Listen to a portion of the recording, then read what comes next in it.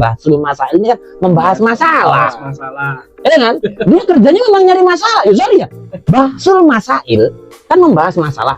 Berarti kegiatannya yang nyari masalah kan? Ketika ada yang mempermasalahkan, itu bukan orang yang ngundang dan bukan orang yang diundang justru yang mempermasalahkan. Ya wis terserah mereka mau ngapain, yang penting kita datang diundang kok gitu.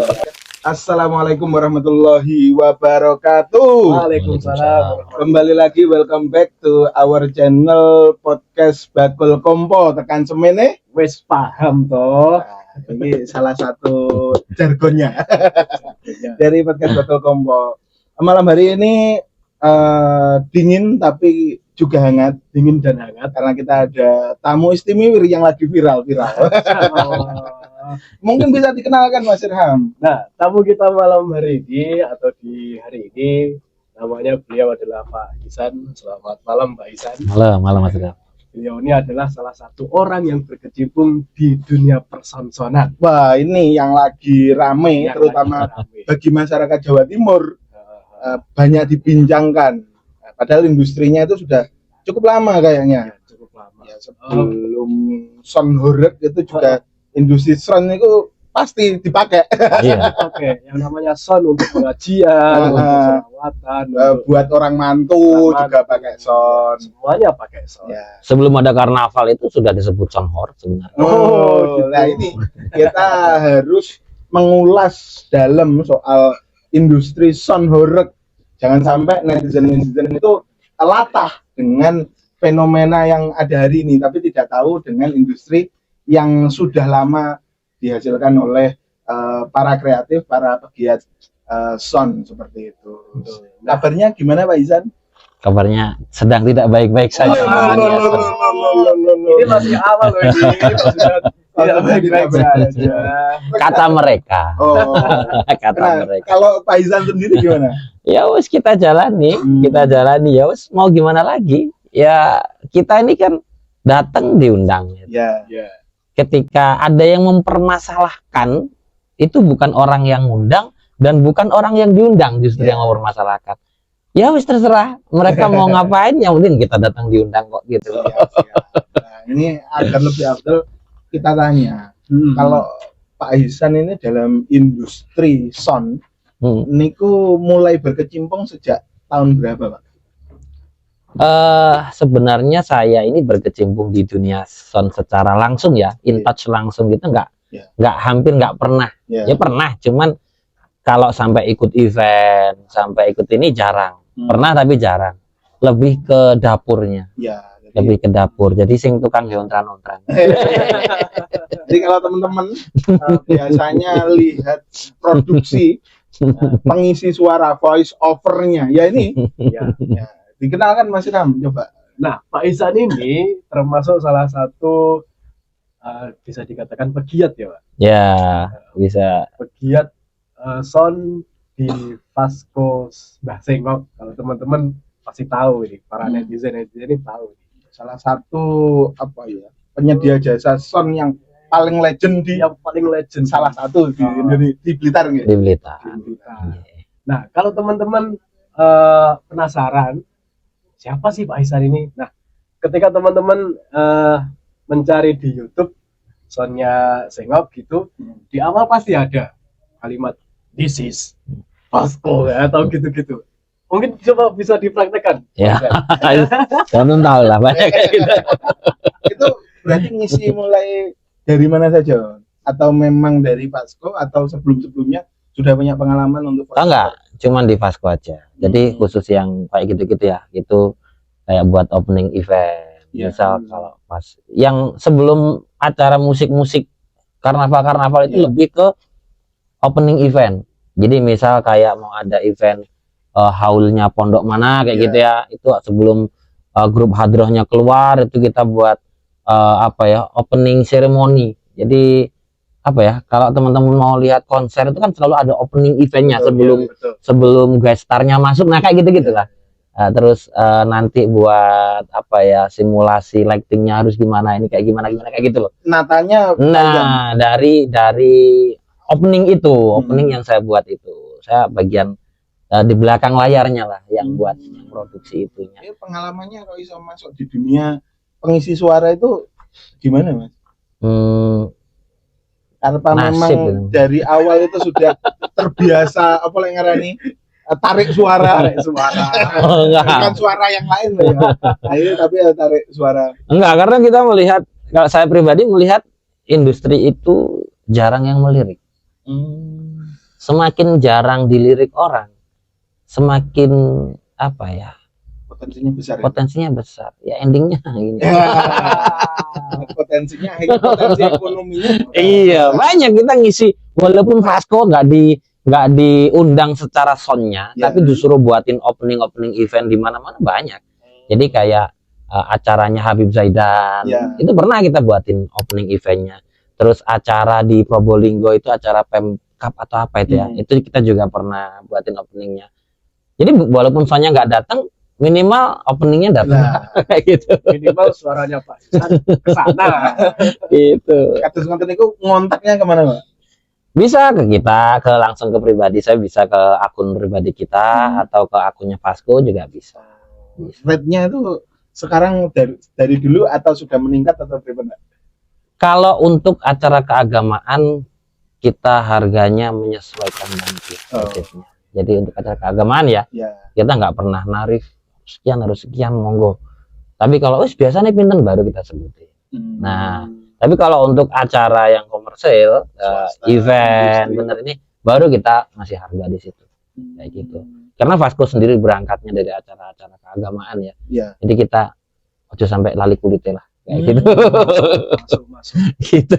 Nah, ngomongin Vasco berawal dari acara keagamaan Pak Ihsan. Oke. Nah ini sound Vasco dari Mbah Sengok ini mulai terjun di personan itu mulai kapan Pak kira-kira? Vasco-nya sendiri ya? Iya. Tahun berapa ya? 89 mungkin ya.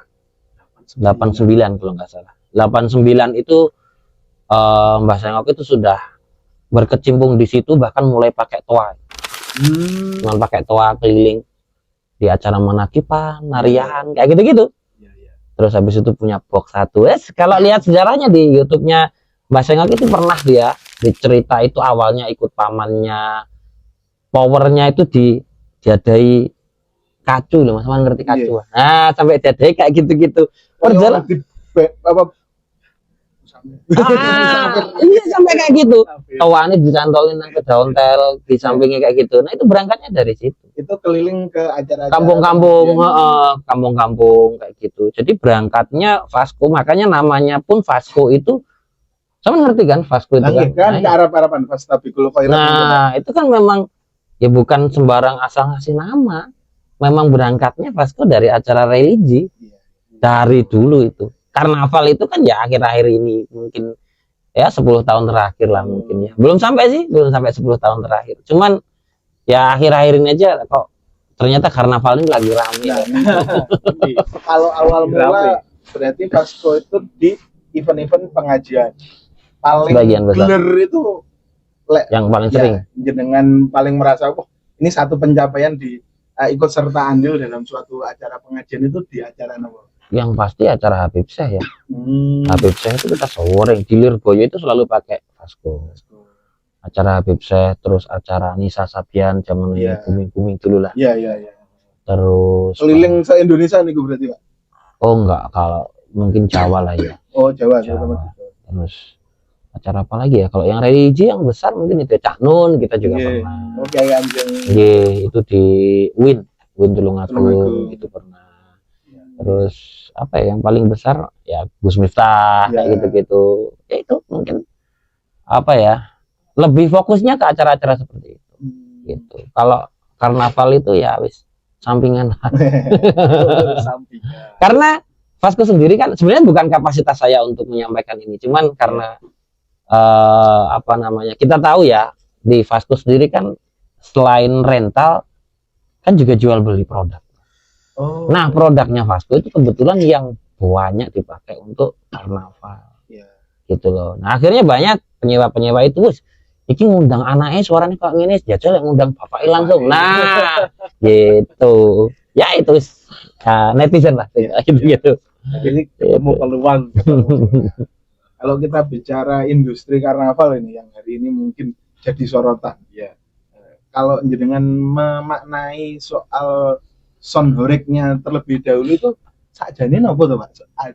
Sound horeg niku apakah sama yang dengan yang lagi rame di media hari ini dibahas atau seperti apa asalnya itu? Gini loh, ini ngomongin nama ya, Ya, nama sound horeg ya. Itu artinya tergantung siapa yang punya kepentingan di situ. Kalau jenengan searching aja deh di YouTube, sering kok Habib Syekh, Habib Ja'far itu bilang, soalnya horeg nih, soalnya banter horeg bahasa ini ya kayak gitu. Itu kalau dari kacamata pengajian, kacamata religi kacamata untuk acara religi, yang dimaksud sound horeg adalah bahasa kayak gitu kan. Tapi kalau kita lihat dari kacamata karnaval, ya iki soalnya banter neng kampung-kampung sampai horeg sampai gontengi gokrok kayak gitu. Tergantung dari perspektif mana kita lihat. Kalau Gitu. secara pengalamannya pribadi Pak Ihsan sendiri mulai mendengar kan ikut di industri. Kalau kita kan mungkin taunya ya yang viral aja ataupun para netizen itu taunya yang ramai saja. Kalau jenengan yang mulai bergelut di industri kan akhirnya ada perspektifnya kaya gitu Pak. Iya. Ada pandangannya nggak cuma yang disampaikan oleh yang rame-rame saja hari ini tapi juga dari pengalamannya karena pelaku kan jadinya ada makanya di awal tadi saya bilang mengartikannya tergantung siapa dan punya kepentingan apa di situ. Kalau yang disebutkan MUI hari ini kan atau kiai yang sedang mengfatwakan itu, mereka menyebutnya yang dimaksud sound horeg adalah sound yang kapasitasnya besar, di belakangnya ada runtutan acara mulai dancer mabuk-mabukan, itulah yang dimaksud sound horeg kan gitu. Iya, betul. Ya kan? Yang dimaksudkan seperti itu Pak. Tapi kalau sound horeg ini dibawa ke pengajian, rangkaian itu kan hilang. Ya, betul. Berarti sebenarnya kita pelaku sound kurang sepakat kalau yang diharamkan sound horeg, yang dimaksud sound horeg adalah ini. Kan itu maksud mereka. Ya, deskripsi dari Kiai Muhib yang Basul Masail dari kacamata mereka. Mereka menyebut sound horeg sendiri, diartikan sendiri, diklasifikasikan sendiri. Versi mereka. Versi kita pelaku sound yang dimaksud sound horeg ya adalah kita bunyiin sound apapun eventnya, selama itu bassnya sampai getar-getar, ya itulah sound horeg. Itu sound horeg. Jadi harusnya supaya tidak timbul kegaduhan, harusnya loh, ini kacamata orang awam mungkin nggak ngerti ilmu fikih, harusnya kalau yang diharamkan itu spesifik, bukan sound horeg. Karena kalau jenengan bilang sound horeg, orang awam selalu soundnya yang diharamkan, ya kan? Jadi harus berbusa-busa dulu untuk menjelaskan bahwa sebenarnya bukan hanya soundnya loh, gitu loh. Tapi kan orang awam, ya mohon maaf, rata-rata netizen kita ini kan malas ngebaca, minim literasi, ngejudge langsung wis, pokoknya SDM rendah, pokoknya perhidapan, jawur, sama, bajingan aja nih orang-orang itu. Mereka nggak tahu, nggak mau mengklasifikasi dulu.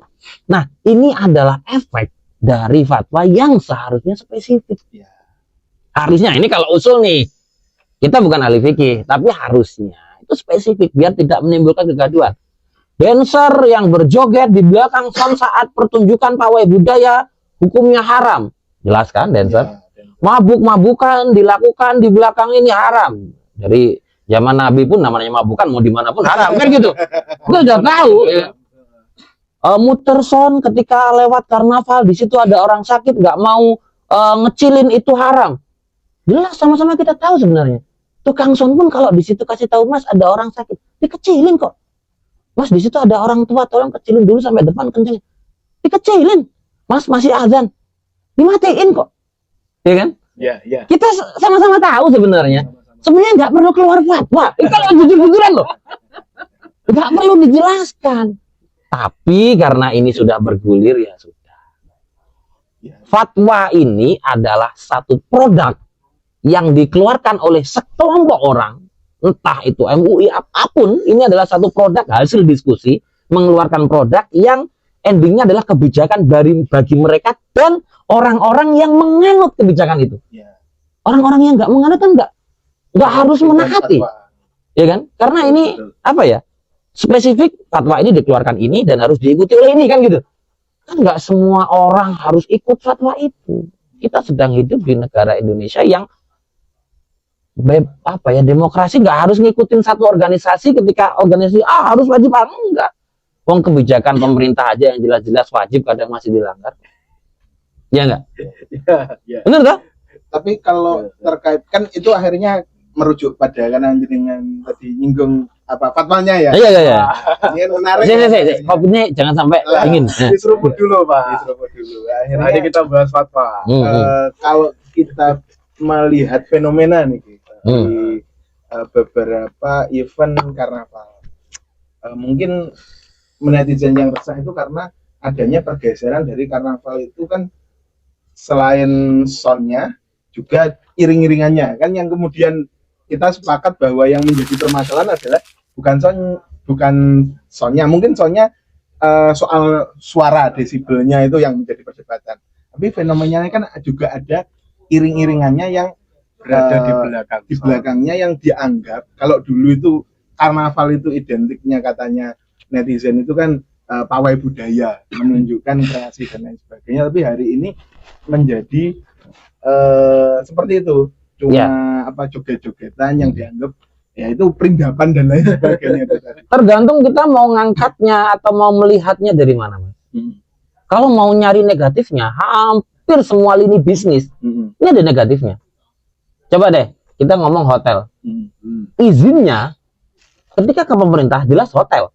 Di situ ada IMB, ini izin dan lain-lain hotel, sehingga disahkan hotel boleh berdiri di situ. Tapi begitu berjalan, di situ ada prostitusi online. Di situ kadang ada tempat karaoke-nya, jual minuman keras juga, ada pemandu lagunya. Tapi apakah yang diharamkan keseluruhan hotelnya? Kan enggak toh. Pernah nggak muncul fatwa atau hotel ini hotel haram gara-gara di dalamnya ada LC, jual minuman keras, ada karaoke dan tempat prostitusi sehingga hotel ini haram? Pernah nggak? Enggak. Harusnya spesifik. Orang nggak perlu dijelaskan lagi, nggak butuh ulama sing kodang. Orang awam pun tahu kalau minuman keras itu dari zaman Nabi sudah haram. Ya kan? Prostitusi itu haram, wis jelas. Nah, yang kasihan itu hari ini adalah dampak dari kebijakan yang dikeluarkan dan digoreng. Kebetulan banyak yang goreng, akhirnya ini dibentur-benturkan. Itu yang kita kasihan. Yang dimaksud dibenturkan adalah antara para tokoh-tokoh agama versus pemerintah versus kepanjangan pemerintah, dalam hari ini kepolisian ini jadi kebentur di dunia maya ini loh. Polisi hanya menjalankan instruksi himbauan atau instruksi dari Polda, tolong dikurangi kegiatan kayak gitu ya kan. Pemerintah mau ngelarang juga perdanya belum keluar ya kan.